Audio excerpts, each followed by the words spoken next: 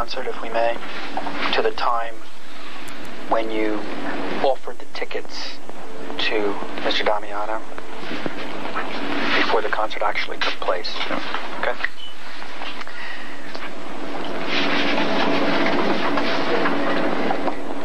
During that point in time when you offered the tickets to him and before he actually went to the concert,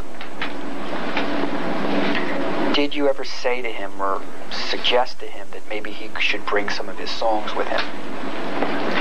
No, I did not. Do you deny saying that, or is it you just don't recall one way or the other? I deny suggesting to Jim that he bring songs along with him.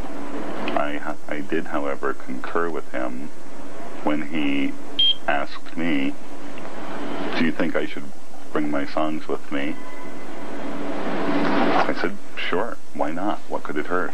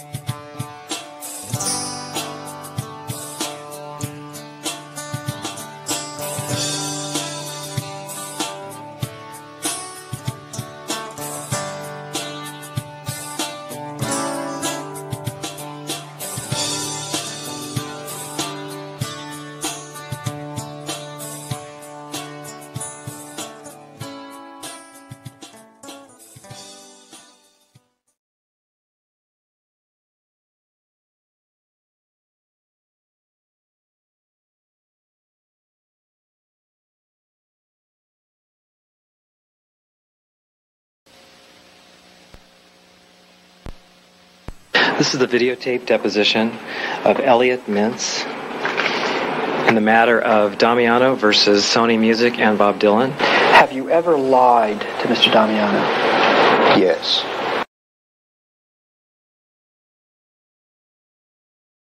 Someday, maybe you'll be able to tell the greatest story. Say the greatest line. Give the greatest performance.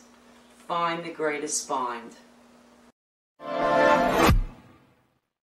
Bob Dylan started out singing other people's songs, but as he says, there came a point where I had to write what I wanted to say because what I wanted to say nobody else was writing. So born in Hibbing, Minnesota, a town, he says, where you couldn't be a rebel, it was too cold. Bob moved to New York at age 19. By the time he was 23, Bob's voice, with its weight, its unique gravelly power, was redefining not just what music sounded like, but the message it carried and how it made people feel.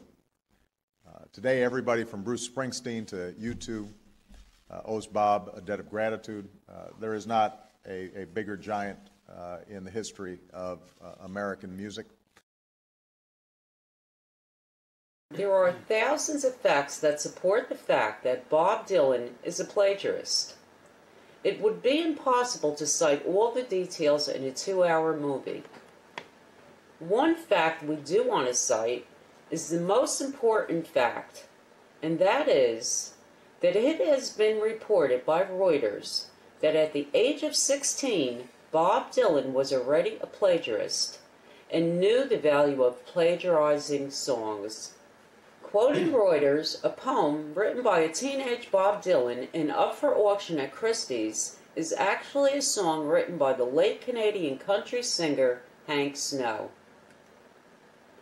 Christie's announced on Tuesday the sale of the handwritten poem, believed to have been written in 1957 when Dylan was 16 and away at Jewish camp. The words, with a few minor variations, match those of a song previously recorded by Snow, who died in 1999 at the age of 85. Christie's said in a statement, "Additional information has come to our attention about the handwritten poem submitted by Bob Dylan to his camp newspaper, written when he was 16, entitled Little Buddy. The words are, in fact, a revised version of lyrics of a Hank Snow song."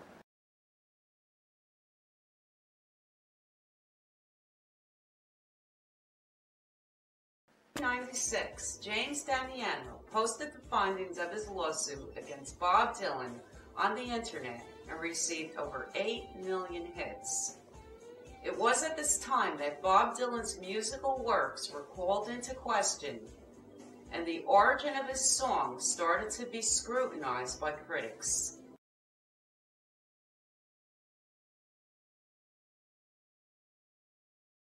His fans were astute in evaluating his duplicity concerning his material, and came to learn that 80% of the melodies and lyrical hooks of his songs were plagiarized.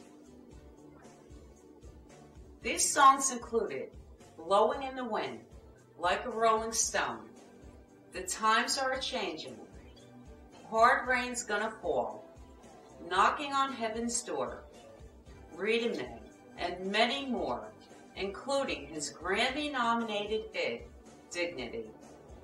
Comments were being published, such as, quote, "I was watching a Pete Seeger documentary recently that featured his performance of I Dreamed I Saw Joe Hill Last Night, and I couldn't believe the similarity of the two lyrics. The phrasing and the cadence of these lines were exactly the same, except replacing St. Augustine for Joe Hill Last Night. I already knew Dylan writes this way. There are other more apparent examples of Dylan taking a phrase or sentence or song and reappropriating it for his own uses, such as rolling and tumbling off Modern Times. As this avalanche of evidence started to bury Dylan, he hid like a cornered weasel behind corrupt lawyer, judges, and journalists who covered up his massive affinity for plagiarism. The heat got so bad that he had to answer in some fashion. When asked what he thinks of people who charge him with plagiarizing songs, Dylan replied, "Wussies and pussies complain about that stuff." Bob Dylan is sick and tired of his critics. In an interview with Rolling Stone, the 71-year-old folk rock icon, who has just released his 35th studio album, addressed charges of plagiarism, calling his critics wussies and pussies for claiming he was stealing from the works of others. In 2006, the New York Times accused Dylan of borrowing from a Civil War-era poet on his Modern Times album, and the Wall Street Journal claimed Dylan's 2001 record Love and Theft had very similar phrasing to a 1995 biography of a Japanese mobster. Dylan claims that in folk and jazz, quotation is a rich and enriching tradition, And he compared the accusations to folk fans calling him Judas when he started to play the electric guitar on stage for the first time in the early 1960s. No doubt some will examine Dylan's latest album, Tempest, for its authenticity. But in his latest interview, Dylan has a few choice words for his harshest critics. They can rot in hell. Also, Dylan recently, in a Los Angeles Times interview, admitted to plagiarism by definition. In a 2004 interview with Robert Hilburn of the Los Angeles Times, Bob Dylan stated, "Well, you have to understand that I'm not a melodist. My songs are either based on old Protestant hymns or Carter family songs. What happens is, I'll take a song and simply start playing it in my head. That's the way I meditate. I wrote Blowing in the Wind in 10 minutes. Just put words to an old spiritual, probably something I learned from Carter family records. The times they are a-changing is probably from an old Scottish folk song. I'll be playing Bob Nolan's Tumbleweeds, for instance, in my head constantly, while talking to a person or sitting around, whatever. People will think they are talking to me, and I'm talking back, but I'm not. I'm listening to the song in my head. At a certain point, some of the words will change, and I'll start writing a song." End quote, Bob Dylan.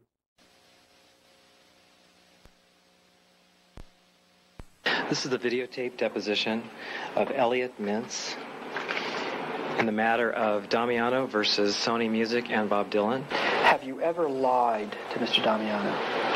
Yes.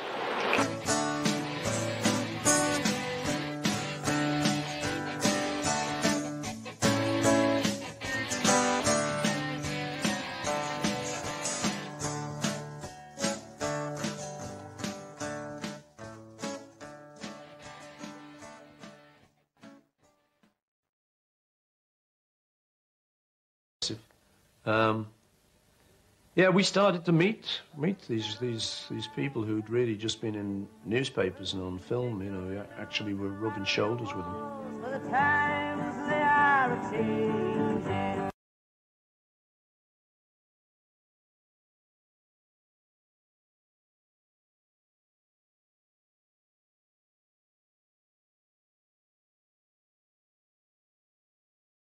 He was one of them. He was our idol. Bob was our hero. Not an idol, but we just heard his record. As I said, we listened to his album and it really gave us a buzz, and we played it constantly, over and over and over again. I mean, I heard of Bob through John. He'd played the records to me, and it was just great. I think it was freewheeling. We love Bob Dylan. Oh, what did you see, my blue-eyed son?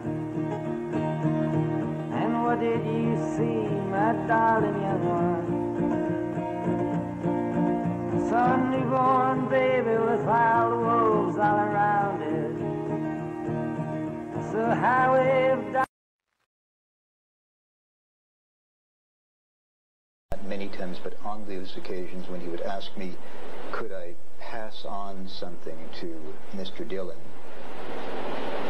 I may have said to him, I'll try and pass it along, 4 words to that effect.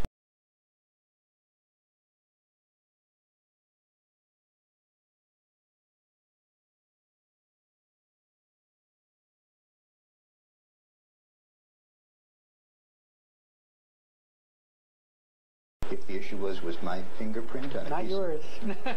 Somebody else's, sir, such as the defendant. that never crossed my mind. There would be no way that the defendant's fingerprint could ever appear on a piece of paper that came out of my fax machine and went directly into my file cabinet. And would Mr. Dylan, on occasion, meet with Mr. Mintz in person? Well, yeah. The criticism that you've received for more or less leaving folk music for folk rock hasn't seemed to bother you very much. Do you think you'll stick with folk rock, or are you going on into more writing? I don't play folk rock. What would you call your music? I would call it,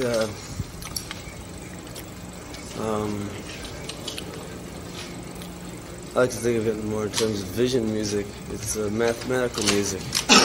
Would you say that the words were more important than the music? The words are just as important as the music. There'd be no music without the words. Which do you do first, ordinarily? The words. Do you think there will ever be a time when you will paint or sculpt? Oh, yes. Oh, sure. Do you think there'll ever be a time when you'll be hung as a thief?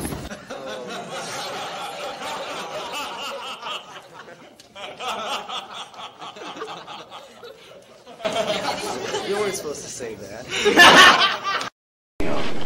We are here at the office of Archer and Hayes, located at 500 Fifth Avenue, New York, New York. This is the case of James Damiano versus Sony Music Entertainment. This is the deposition of Muhammad Mahmoumi. At this time, counsel will identify themselves. Stephen Kramer for the plaintiff. Warren Snyder and Stephen Hayes for the defendants. At this time, I'll have the court reporters swear in the witness. Would you raise your right hand, please, sir? Do you swear in the testimony you're about to give that you will tell the whole truth, so help you God? Yes. Morning, sir. Good morning. Would you please state your name and spell it? Mohammed, M-O-H-A-M-E-D, Marhoumi, M-A-R-H-O-U-M-Y.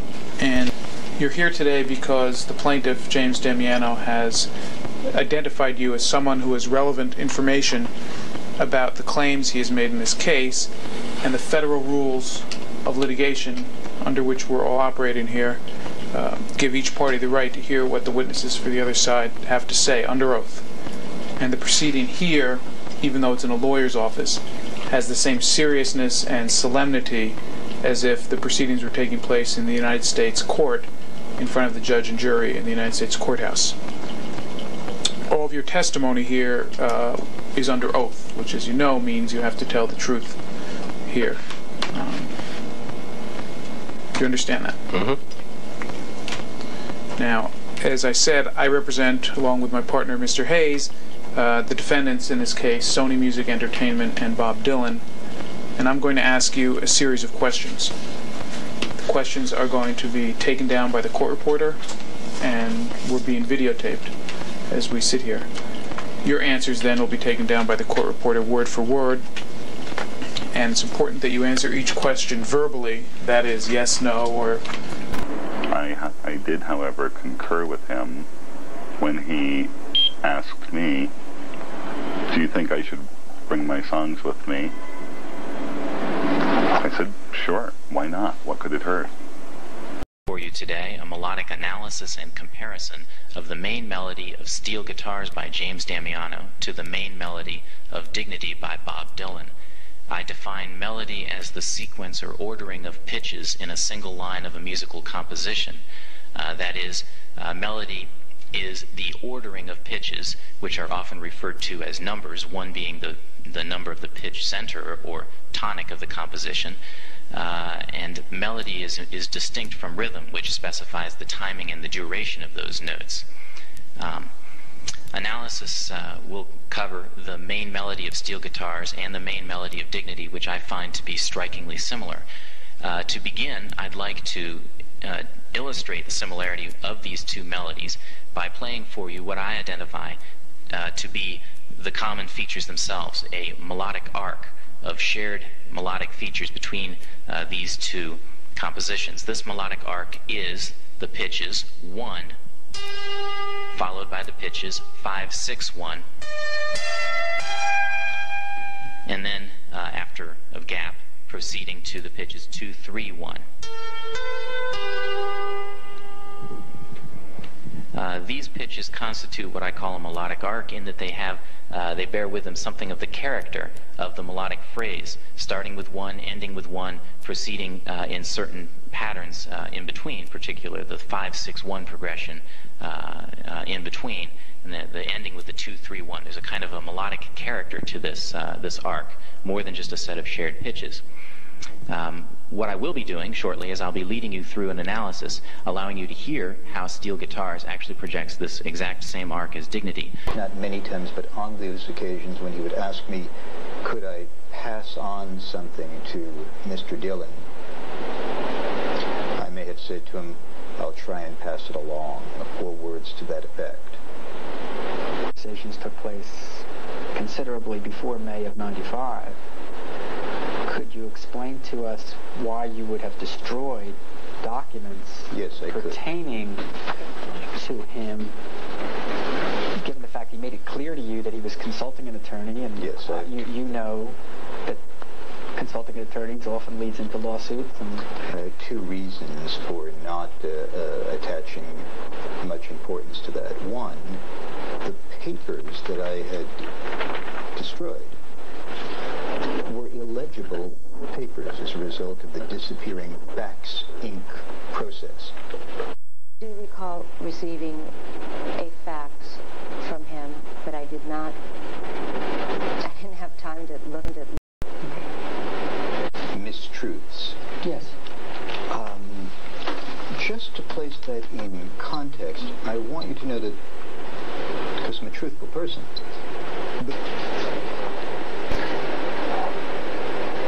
do you recall ever giving Mr. Damiano your fax number? Yes. And when Mr. Dillon, how do you reach him?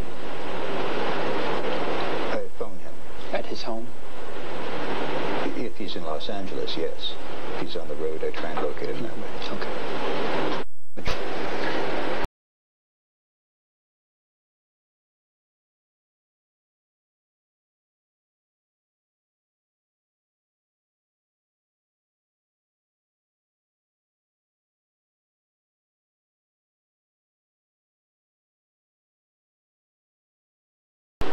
Do you recall saying the following to Mr. Damiano, sir? Is there a page reference that you're reading? I have a 1/2 on it. Is there a Bates number? Bates number 144. Okay, let me just put that in front of the witness. Sure.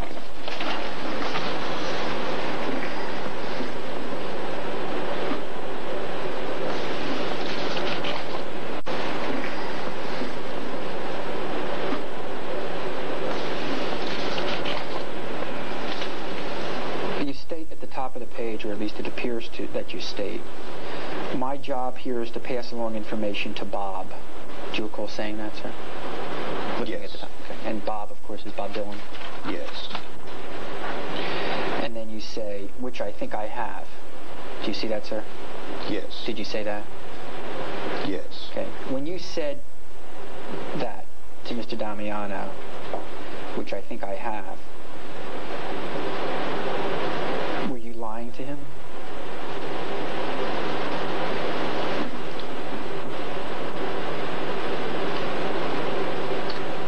I was have. Do you see that, sir? Yes. Did you say that? Yes. Okay. When you said that to Mr. Damiano, which I think I have, were you lying to him?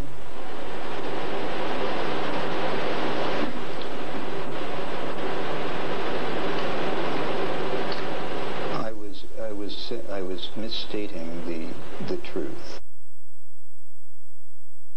Midway, you say, well, let's just put it in context.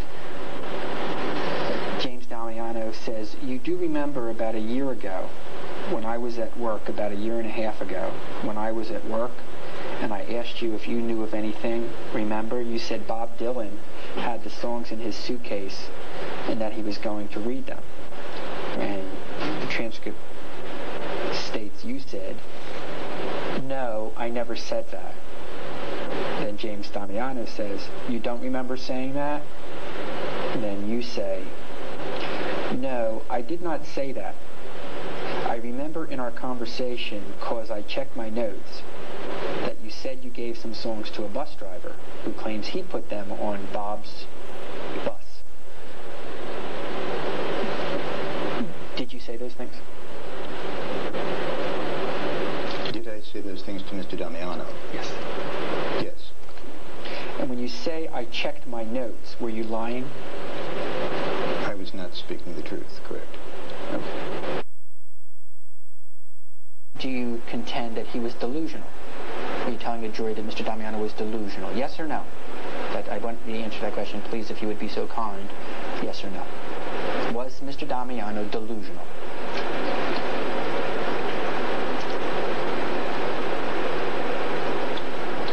In my opinion, Mr. Damiano was, at the time of these conversations, delusional. Under the subject of mistruths spoken to your client, during the course of these telephone conversations, he would frequently ask me to pass along information, ask questions about Bob, or to Bob about him. And I, in fact, told him that I would, and that I did.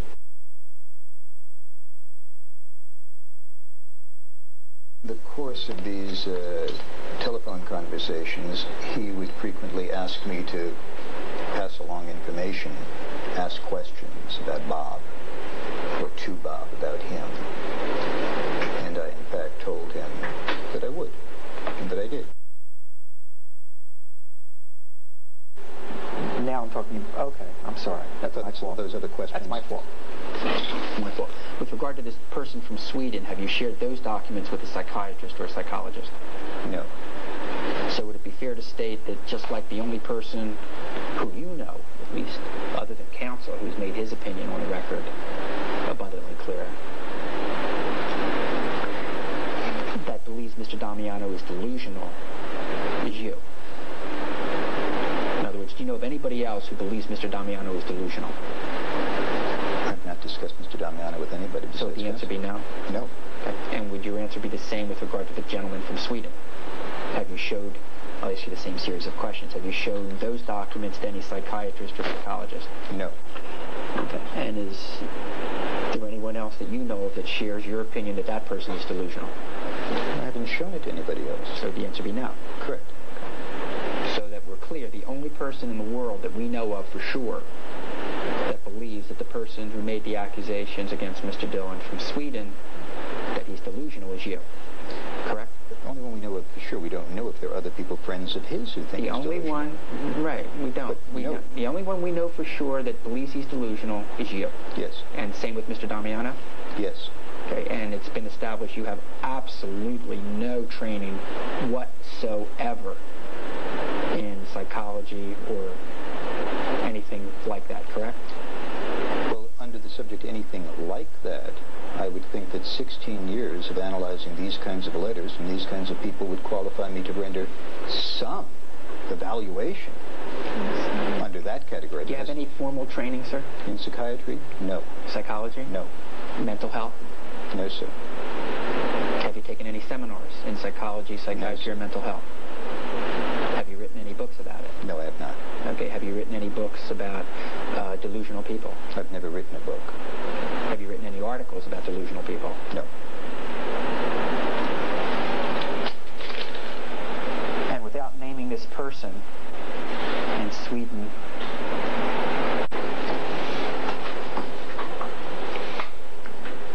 okay, sir. The time is 6:23 p.m. and we're back on the record.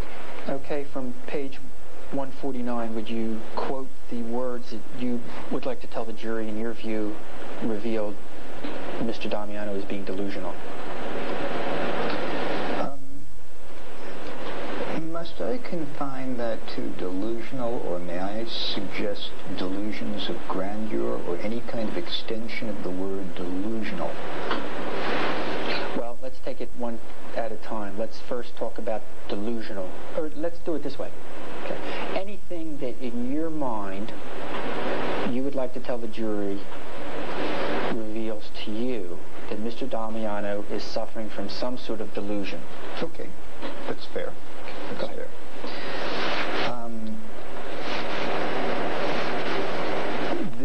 The following would support that hypothesis in my mind.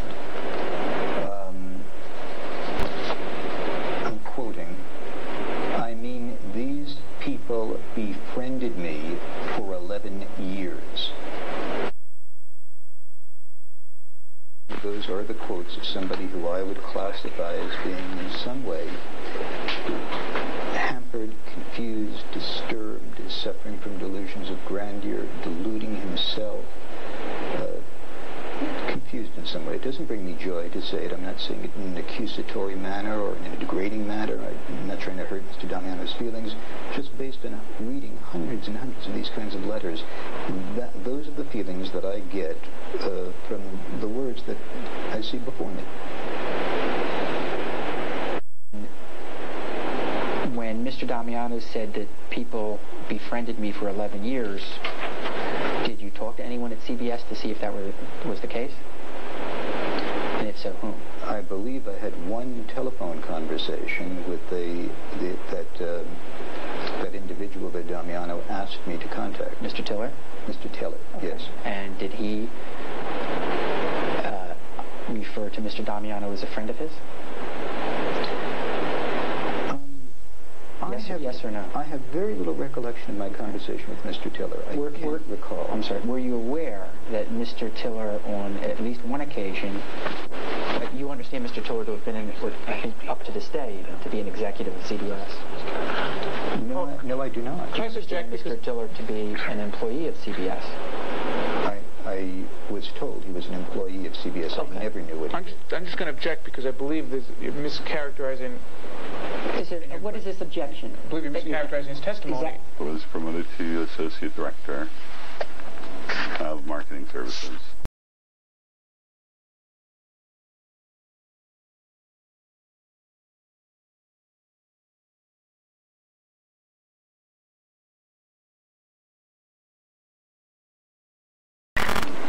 Let's go back to the Jones Beach concert, if we may, to the time when you offered the tickets to Mr. Damiano before the concert actually took place.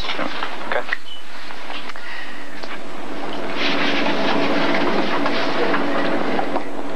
During that point in time when you offered the tickets to him and before he actually went to the concert, did you ever say to him or suggest to him that maybe he should bring some of his songs with him? No, I did not. Do you deny saying that, or is it you just don't recall one way or the other? I deny suggesting to Jim that he bring songs along with him. I did, however, concur with him when he asked me, do you think I should bring my songs with me? I said, sure, why not? What could it hurt? Where did this interview take place between yourself and Mr. Dillon? It was over dinner at a restaurant called Il Cielo here in Beverly Hills. And do you recall when it took place? August 5th, 1988, in the evening, sometime around 7, 8 o'clock, something like that. Thank you. And was anyone else present at the table with you? Yes, Elliot Mintz, who was at the time Bob Dylan's publicist. Said before, it sounded like the tour had maybe kept him from writing as much as he had in the past. James Damiano versus Sony Music Entertainment Incorporated and Bob Dylan. And the case number is 95-4795. We're here at the offices of Parcher and Hayes, located at 500 Fifth Avenue, New York, New York. And this is a deposition of Tony Tiller. This time counsel will identify themselves. Stephen Kramer for the plaintiff. Orange Snyder and Ruth Lott for Sony Music Entertainment, Inc. and Bob Dylan. At this time, I have the court reporter swear in the witness. Raise your right hand, sir. Do you swear in the testimony you're about to give that you will tell the whole truth, so help you God? Yes, I do. Thank you very much. Okay. Mr. Tiller, good morning. You are employed by whom, sir? Sony Music. And how long have you been employed by Sony Music? For 9 years on staff, 10 years if you count, approximately a year and 2 months as temp/per diem. I was promoted to Associate Director of Marketing Services. Did you ever have in your office any compilations of any sort of Mr. Damiano's songs that you kept on your bookshelf? When you say compilation, what? Folder, binder, book, tablet. Printed material, anything. Printed material, yes. Okay, and draw, if you would, so I can picture it, and the jury can picture it, a verbal picture of your office, and then after you do that, where the material rested. I'm sorry to interrupt you, so the record's clear. Are we talking about, because you may have had more than one office over the course of the years, so you might want to... Sure, if you had more than one office, take me through it. Okay, when I first started as a temp, I moved from office to office to cover for people who were on vacation. Okay, just to speed it up a touch, perhaps. If you would, Mr. Tiller, limit yourself to the offices in which these materials were ever located. Okay, my first office, I had, the door would be, say, in that corner. Over here, I had 2 file cabinets, a table, a small table to my left attached to my desk, an art desk in that corner, a bookcase right next to that, and next to that a file cabinet. Okay, thank you. The book that Jim had given me would be on that bookcase. To your right? To my right. Okay. And what year did you receive that book initially? I don't recall. Okay. And what did it have in it? It had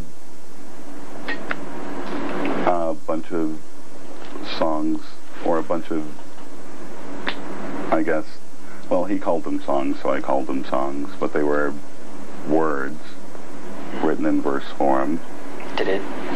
Was it in a binder, a folder? It was in a binder. Like a 3-ring binder? 3-ring binder. And where is that today?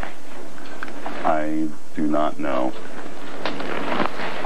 When was the last time you saw it? When we were in the CBS building at 52 West 52nd Street.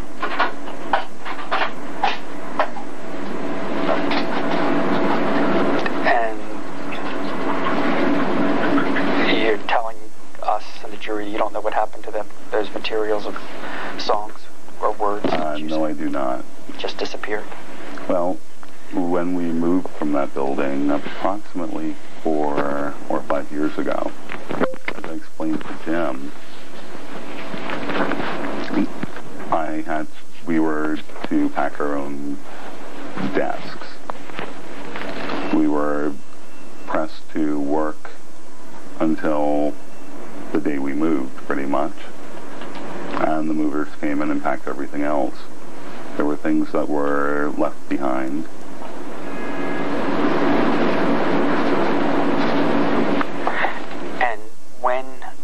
So could you pinpoint, Mr. Tiller, what year Mr. Damiano's book of songs or words disappeared from your office? You did not say disappeared. You're mischaracterizing his testimony. You did not say they disappeared. So well, if you mischaracterize the testimony... Oh, that's an exception to our stipulation? So that means during Mr. Mintz's deposition, every time you... Did Mr. Damiano's songs, Mr. Tiller, disappear? Could I have you rephrase that? Sure. What happened to his songs that had been on your shelf for how long? 1.5, possibly 2 years. Okay. The songs, or that binder, without binder disappeared, did it not? They were left in the building when we moved. And did you ever go back to retrieve it or to ask where it was? No, I did not. There were... And is that building still owned by CBS? Yes, it is. Okay. And that's CBS's headquarters, yes? Yeah.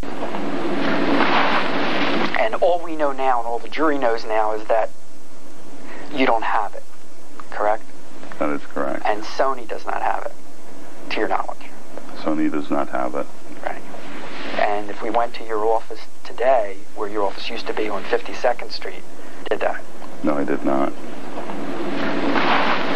And all we know now, and all the jury knows now, is that you don't have it, correct? That is correct. And Sony does not have it, to your knowledge. Sony does not have it. Right. And if we went to your office today, where your office used to be on 52nd Street, at CBS's headquarters, did you ever tell Mr. Damiano that his materials had been lost, or left behind, or disappeared? Yes, I did. And what did he say? I can't recall exactly what he said.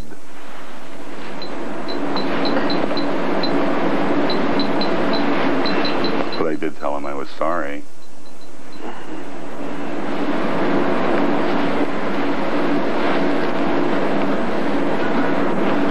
Counsel, this is the second witness in a row, literally, who received materials from the plaintiff comprising one or more of his songs, where the materials have disappeared, whether you want to use the word disappeared, lost, destroyed, evaporated, whatever phrase you want to use. And I want the record to note that this is the second witness in a row. Mr. Mintz testified that he destroyed Mr. Damiano's faxed materials. And no, not only did he destroy them, he went further. He said he shredded them. Mm-hmm.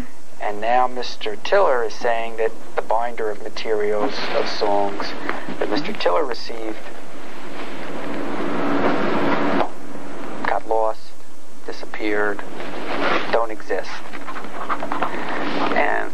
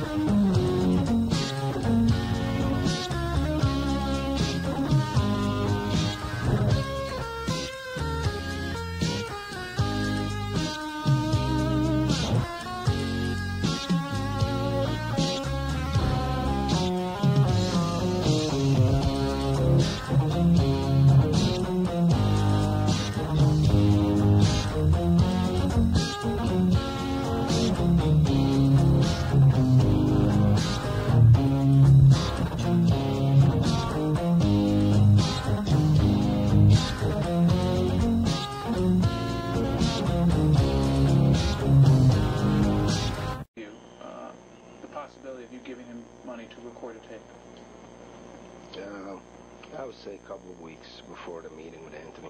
And And he approached you, is that correct? Yeah. And what did he tell you about what he hoped would happen as a result of your investment? Well, basically, there was that one song that he really liked a lot, which is My Cousin Joanne, and we just believed that would be a big hit. That if somebody like Bob Dylan would sing that song, that would be like a big hit. And that was, that's what got me interested. And then your wife told you that, yes, Mom, in fact, Bob Dylan is a big superstar. Yes. Gentlemen, could you possibly speak one at a time? Okay. So we don't have to do this twice.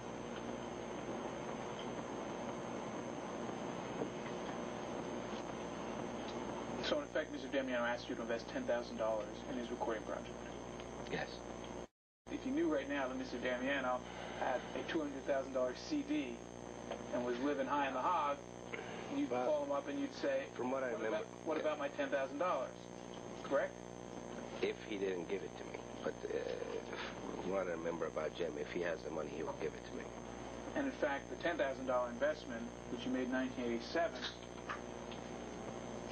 if you compound interest and do all, and when he told you that nothing was being done, is it fair to say that you became, at times, somewhat annoyed at the situation? Yeah, I wasn't happy about it. And what, if anything, did you say to Mr. Damiano about the failure of him to turn that investment into any profit for you? I didn't make a case of it. All I remember is just talking to Jim Damiano about it. Just stay with it. Just don't give up. Keep trying. That's things in that nature, In my mind, you gotta understand, I didn't see Jim doing anything wrong. I think he produced a good record. I liked it. My wife liked it. It was a good music. I still got a few tapes. I know I gave some to my friends, and everybody liked it. We did nothing wrong as far as that. The bad part of it is that I'm the one that spent the money on it, and I didn't get anything back. But I was convinced that this was a good decision, and at the same time that the tape came out very good. So he didn't do anything wrong. I wasn't mad at him. I was mad at myself. Well, sir, you said you didn't believe him and his claims about Bob Dylan, listening to his music when you were in the car dealership before your meeting with Tony Tiller. Yes. That was your testimony, correct? Yes. After the meeting, and after it became clear that your $10,000 was going down the drain, isn't it fair to say that your feelings of disbelief began to reemerge? Not after the meeting, after the tape.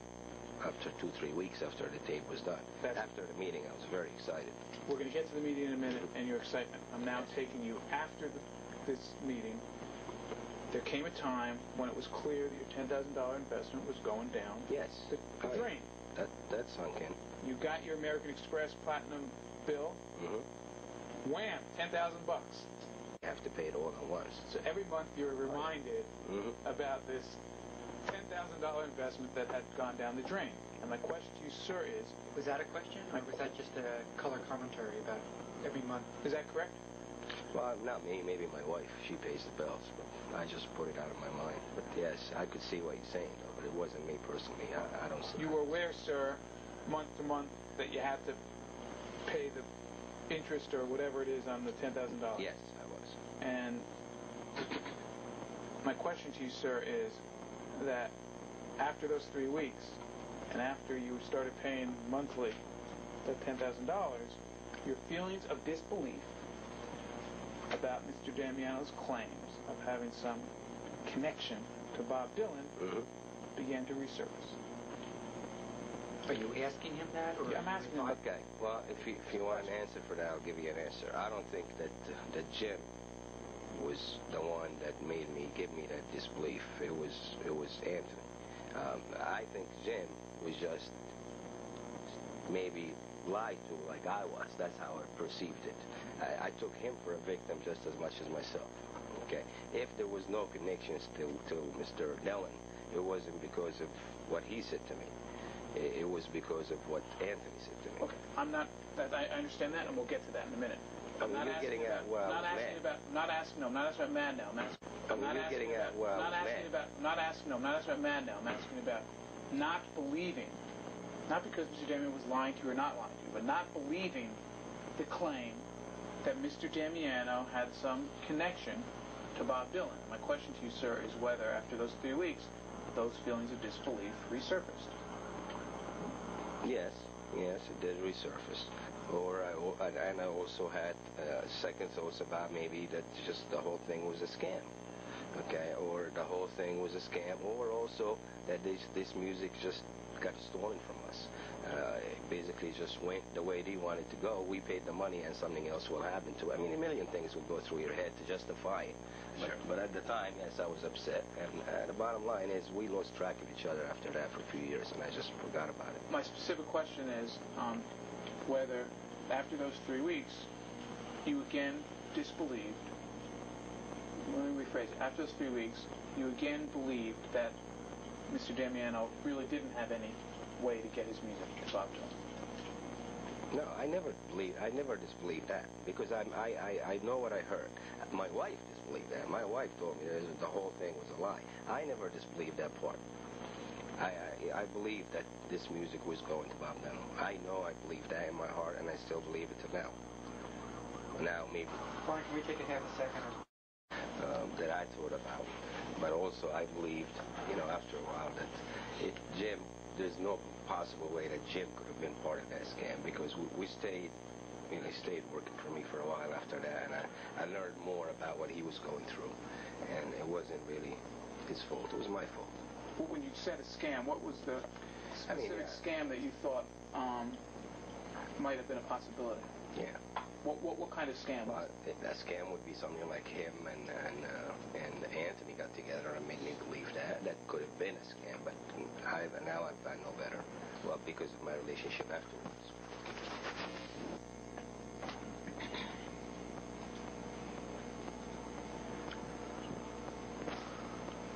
Sir, so the scam that you thought might be a possibility is that Mr. Damiano wanting your 10 grand and got together with Mr. Tiller to lie to you about alleged connections with Bob Dylan to get you to invest the $10,000. Is that the scam that... It would have been a good scam if it was done that way, but they didn't want the money. I didn't pay them any money. The money was paid to the record company. He wanted to record a record, and that's, that's all he wanted is his song produced. The record company...